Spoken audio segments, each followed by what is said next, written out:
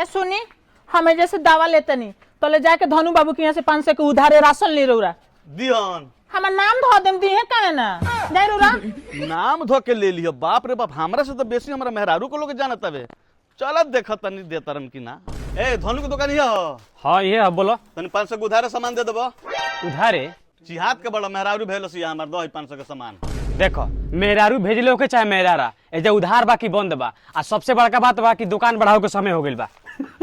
ना देबो ना ना देबो ना जी ठीक बा। बाकी उधार देल छोड़ दे बनी हम। एउ ना खन देत नहीं खान देता हमार नाम ना देनी है नहीं ना खन देत। चले चल चली तो पूछो तनी काहे ना देला हम का बबुआ। अरे भौजी भौजी के मुंह मारो हमार सामान होइला है उन्हें 500 के उधारे सामान काहे ना देनिया। हां बतावा। ए भौजी तहार मरद उन खास तोहरे हम हमार मारो भाई यहाँ के तार कोई करू चाहिए का चाहिए बोलो तो लिस्ट निकालो।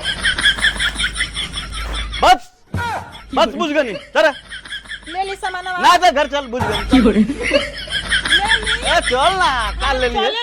चल चल तो बुझ गनी। तो बुझाता पकड़ा गई नहीं का। हटाओ रे सामान हटाओ सब।